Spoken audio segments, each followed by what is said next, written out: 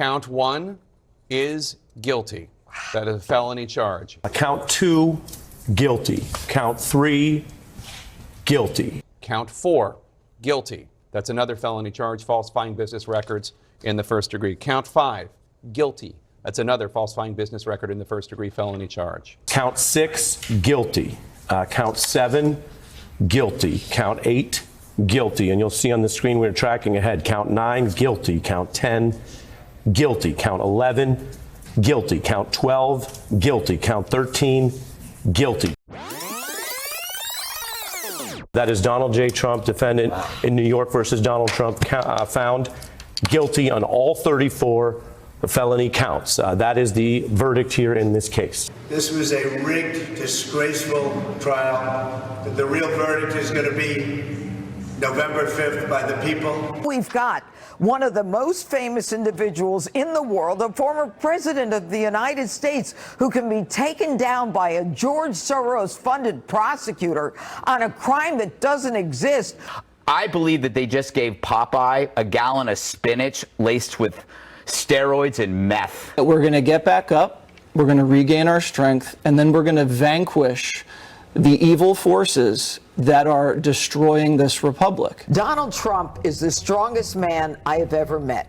There is no one who can withstand what this man has withstood, and I've known him for 40 years. He will fight the fight until the end, and this is a scenario that will energize him, it will energize his base, and hopefully along with that energy will come other people who will say to themselves, what did Donald Trump do wrong? Prosecutors shouldn't care about the politics. You don't go after people, you go after crime. This new era of so-called progressive prosecutors, there's nothing progressive about them. They are defense attorneys masquerading as prosecutors, and it's going to wind up ultimately, I think it may be the undoing of our country. If you're going to bring a case against the president, it should be a strong crime that everybody recognizes as a crime and that you have convincing evidence for. It can't be one of these flimsy things where it looks capricious, where there's a lot of political judgment in whether to bring it, and where you need the judge to put his thumb on the scale to get it home. It's no secret that Manhattan is, I think the estimates were about 85% plus or more in voting for President Biden last time around. We have to show restraint. This is how our system works. The court today, Judge, you can laugh all you want, but the I'm court... not laughing at all, Harold. Don't accuse me of laughing. Forgive me, I thought you smirked. I did not smirk, I apologize. Harold. Forgive me. We are a country that was born of revolution. Revolution is in our DNA. We are fighters, and I hope it's only at the ballot box. Don't get me wrong.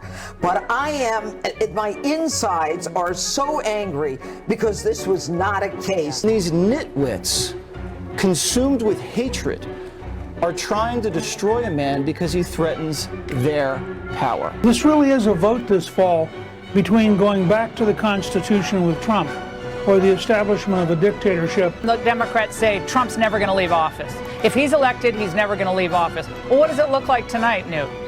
That Biden never will leave office. This is an anti-Trump judge, an anti-Trump prosecutor. America is going to respond to this. These are wicked people obsessed with a person, and we will seek justice. I think the Biden campaign needs to be really, really careful. His son may be a convicted felon by this time next week. How can you not conclude that this entire thing is rigged? This is the ultimate in terms of election interference. This is the real election interference.